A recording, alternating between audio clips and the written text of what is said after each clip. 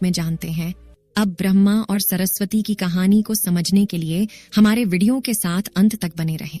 आपके मन के सवाल यह है, नंबर 1, आखिर क्यों ब्रह्मा जी ने अपनी पुत्री से विवाह किया? नंबर 2, सरस्वती ने ब्रह्मा को श्राप क्यों दिया? नंबर 3, ब्रह्मा और सरस्वती का संबंध क्या है? नंबर 4, सरस्वती पत्नी है या ब्रह्मा की बेटी? नंबर 5, ब्रह्मा जी की पूजा क्यों नहीं होती है? नंबर 6, ब्रह्मा जी की कितनी शादी हुई है? नंबर 7, सरस्वती ने ब्रह्मा को क्यों श्राप दिया था? इन सारे सवालों का जवाब मिलेगा इस वीडियो में। आप सबको मालूम होगा कि हिंदू धर्म में ब्रह्मा, विष्णु और महेश को सृष्टि के निर्माता, पालक और संहारक के रूप में जाना जाता है।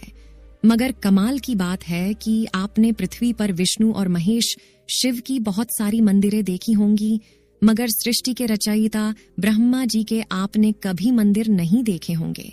पूरे पृथ्वी में भगवान ब्रह्मा की मूर्ति केवल भारत के पुष्कर में है।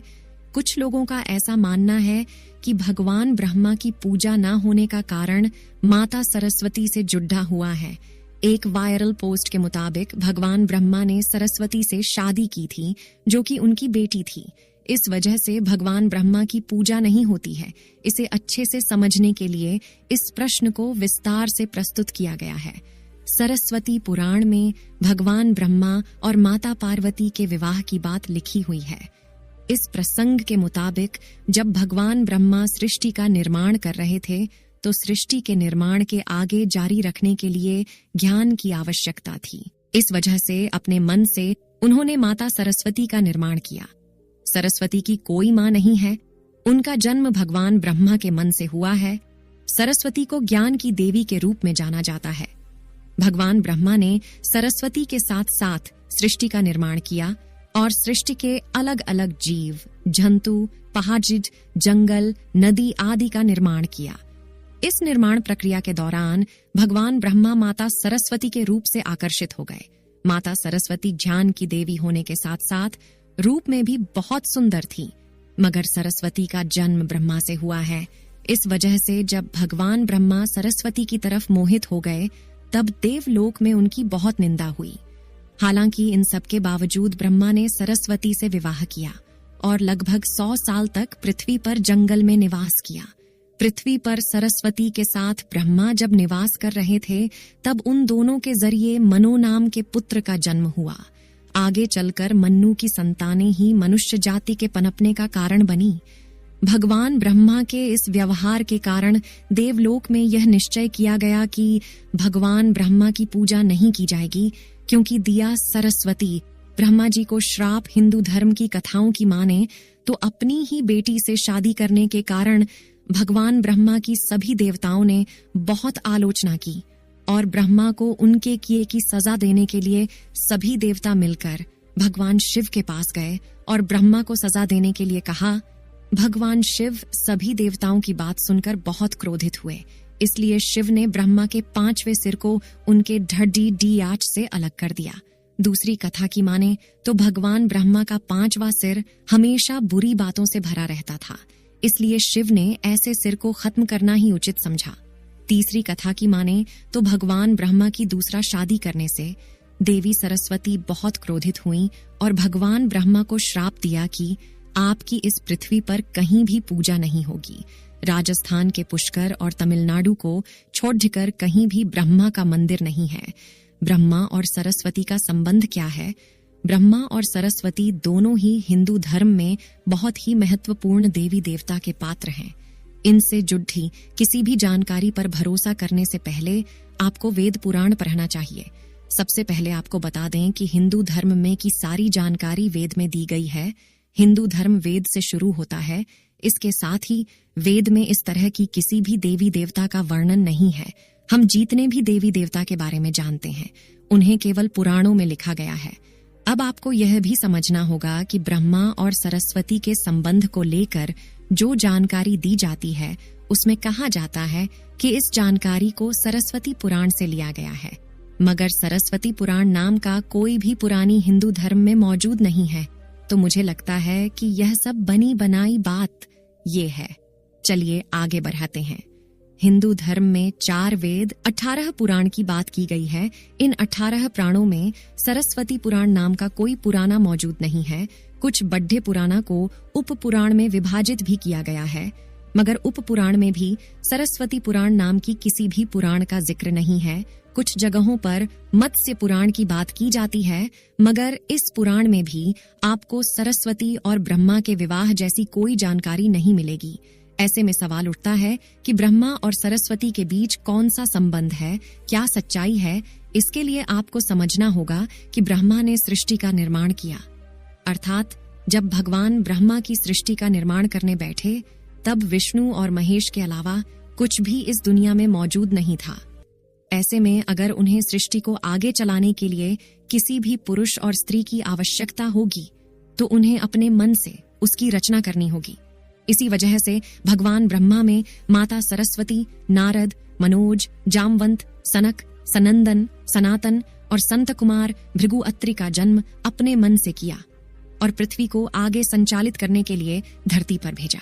इसने पृथ्वी पर ध्यान के संतुलन को बनाए रखने के लिए उन्होंने माता सरस्वती को अपने साथ रखा और साथ रहने वाली स्त्री को पत्नी का दर्जा दे दिया गया।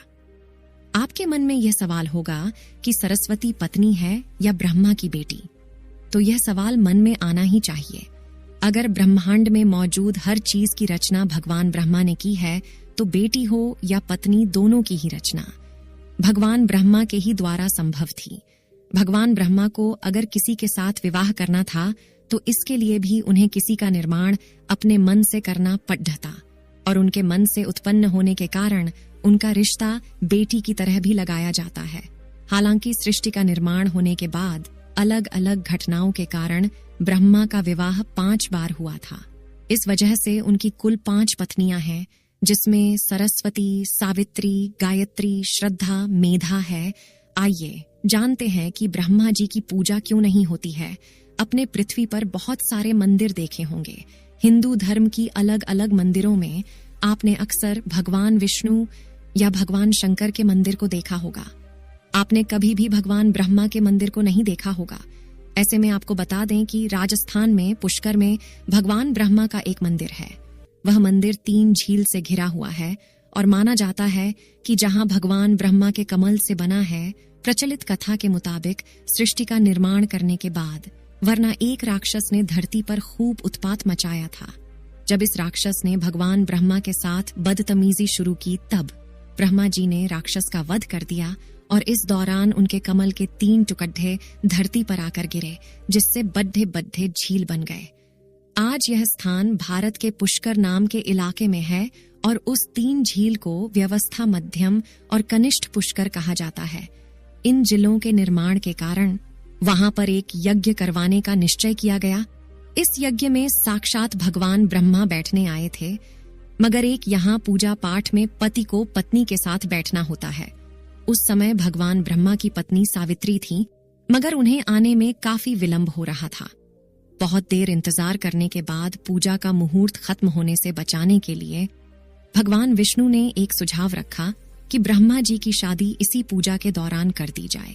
इस विचार पर सहमति दिखाते हुए भगवान नारद ने गायत्री नाम की एक स्थानीय लड़की को भगवान ब्रह्मा के साथ विवाह करने के लिए मना लिया। जब इन दोनों का विवाह हुआ और यज्ञ में भगवान ब्रह्मा गायत्री के साथ बैठकर पूजा संपन्न किया, तभी वहां माता सावित्री आ गई और वह पूरी गतिविधि पर खूब क्रोधित हुई। उन्होंने इस क्रोध में आकर भगवान ब्रह्मा को श्राप दिया कि धरती पर उनकी पूजा कभी नहीं की जाएगी। इसके बाद उन्होंने नारद को शादी के लिए लाइडी ढकी खोज कर लाने के कारण श्राप दिया कि नारद आजीवन कुंवारे रहेंगे। तो ब्रह्मा जी को 2 श्राप मिला, एक तो माता सरस्वती ने दिया और दूसरा माता सावित्री ने। जब माता सावित्री को पता चला कि यह विचार भगवान विष्णु ने प्रकट किया था तो उनके श्राप से वह भी बच नहीं पाए। माता सावित्री ने भगवान विष्णु को श्राप दिया कि वह अपनी पत्नी के वियोग में सालों तड़प आएंगे। इसी श्राप के कारण राम अवतार में भगवान विष्णु को माता सीता से बिछड़ डांचने का दुख भोगना पड़ा था। इसके बाद जब माता सावित्री का क्रोध कुछ कम हुआ तब उन्होंने भगवान ब्रह्मा पर दया दिखाते हुए कहा कि उनकी पूजा धरती पर केवल एक जगह है, इस पुष्कर में ही हो सकती है। इसके बाद भगवान ब्रह्मा के इस व्यवहार से आहत होकर वह पुष्कर के समीप रत्नागिरी नाम के पहाड़ पर चली गई और हमेशा के लिए तपस्या में लीन हो गई। आज भी रत्नागिरी पहाड़ पर माता सावित्री का मंदिर और उसके ठीक नीचे 3 झील के बीच बसा पुष्कर का ब्रह्मा मंदिर मौजूद है। इतिहासकारों के मुताबिक आचार्य शंकराचार्य के द्वारा सन 711 में यहाँ भगवान ब्रह्मा की मूर्ति की स्थापना की गई थी। उससे पहले यहाँ बिना मूर्ति की पूजा होती